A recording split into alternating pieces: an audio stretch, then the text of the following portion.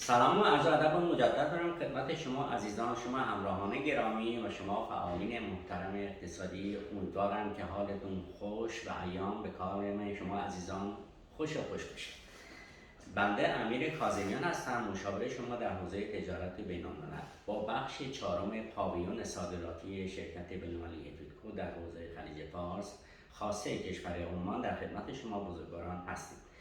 در جلسات گذشته در رابطه با این پاویون من صحبت‌هایی داشتم و حتی چالش پیش روی صادرکنندگان و عزیزانی که تولیداتی دارند و نمی‌توانند صادر کنند. من در این خصوص برای شما عزیزان توضیحاتی رو دادم. حالا چند مورد هست که من باز هم خدمت شما عزیزان موارد رو ذکر خواهم کرد.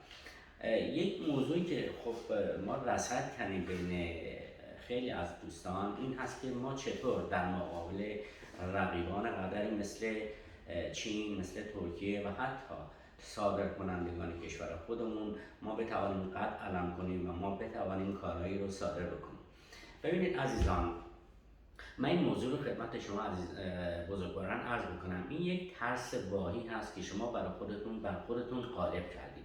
چرا که یک ضرب المثل چینی هست، میگه اون کسی که کوه جابجا کرد ابتدا به برداشتن سنگریزه ها مشغول بود.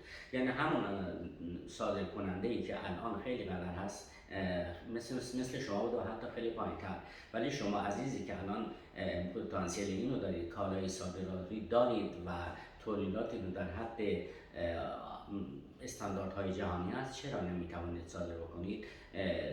این یک موضوع است که خودتون به خودتون تاثیر دارید. نه، ببین عزیزان، شما اگه بخواید تو کارتون در حوزه تولید و صادرات موفق باشید، من چند فاکتور خدمت شما عزیزان میگم که قطع به یقین یک پله از دیگران بالاتر نیستید.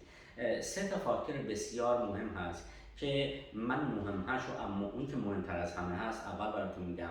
یک خلاقیت در کار هست. ببین عزیزان، اگر شما یک تولید داشته باشید همیشه یک شکل باشه، یعنی روی کیفیتش کار نکنید، خلاقیت نداشته باشید، قطع به یقین تو بازار جایگاهی نخواهید داشت. چرا؟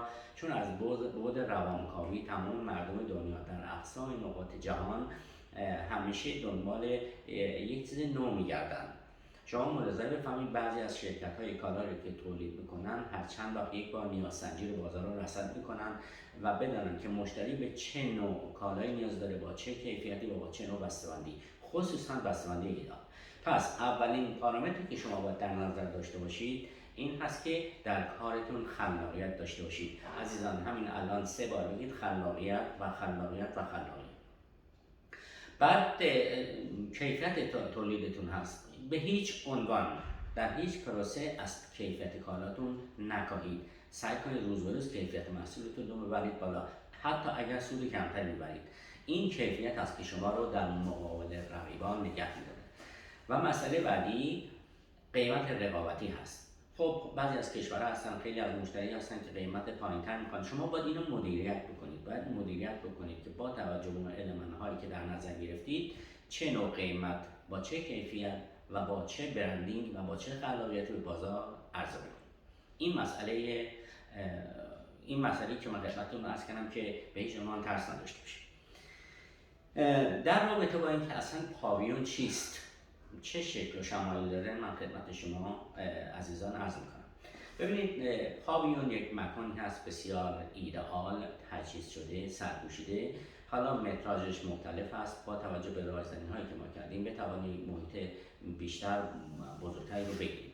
هر چقدر تعداد تولید کنندگان و شرکت کنندگان در این پاویون بیشتر باشن، خب قطعا پاویون بهتر خواهد بود و تجار بیشتری از این پاویون بازدید خواهند کرد.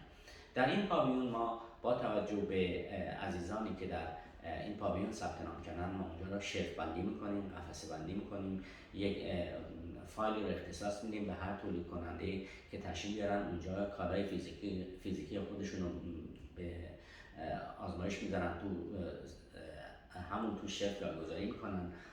حضور شریف تو کاتالوگ هایی هست که اونجا ما میذاریم برای عزیزان و تجاری که از احسن نقاط جهان میان اونجا که من به شما میگم که ما ابتدا تجار عمانی، تجار اماراتی، تجار قطر، بحرین و حوزه خلیج فارس رو پوشش میدیم. بعد از اون چون کشور عمان یک پل ارتباطی بین آسیا و افریقا هست سعی خواهیم کرد با راهزن‌هایی که در آنجا داریم تجار افریقایی رو دعوت بکنیم که تشریف بیارن از این پاویون بازی بکنن. وقتی تجار میان از این پاویون بازی بکنن در این محیط ایدئال و با کالاهای بسیار بسیار مختلف ایرانی روبرو خواهند شد و هر کالایی رو که خواستن با توجه به کدینگی که ما داریم مراجعه میکنن به ما، مثلا کد اون فایل به ما میگن و ما اون عزیز رو در رابطه با اون محصول کاملا راهنمایی میکنیم، مذاکره میکنیم باشون و اگر و با توجه به نیازسنجی که اون شخص داریم، رو اون مشتری داریم، حتی میتونیم اون کالا رو کاستماایز بکنیم. فرضاً اگر مشتری بخواد نوع بسته‌بندی عوض بشه یا سایز اون محصول فرضاً از لحاظ حجم کم و زیاد بشه، ما اینو تقبل میکنیم، به اطلاع تولید کننده میرسونیم که بتوانیم نیاز مشتری رو تحت هر شرایطی پوشش بدیم. وقتی که این مشتری اونجا رو بازدید کرد به ما مراجعه میکنه، ما پس از مذاکره و اون تیزر تبلیغاتی که به مشتری میگیم آماده میکنن، ما تیزر رو مونیتور میکنیم برای مشتری خوب بازی میکنن و پیش قرارداد اولیه تحت وکلای قانونی ما بسته خواهد شد، عقد قرارداد خواهد شد و ما به اطلاع شرکت تولید کننده میرسانیم که میخوایم قرارداد نهایی رو منعقد بکنیم که اینجا دو حالت دارد، یا اینکه خود اون شرکت به ما اختیار تام داره که ما کارهاشو انجام میدیم، صرفا اونا صادر میکنن و یا اینکه میتونن خودشون هم حضور داشته باشن. در رابطه با موارد دیگه که جزئیات بسیار بیشتری هست، من در ویدیوهای بعدی خدمت شما عزیزان عرض خواهم کرد. همراه ما باشید بزرگواران، براتون بهترین ها رو آرزو دارم. اگر روز هست روز خوشی رو براتون آرزو دارم، اگر شب هست شب رویایی داشته باشید، ایام به کامتون باشه و همیشه شاد و پیروز و سربلند و سرحال باشید. بدرود.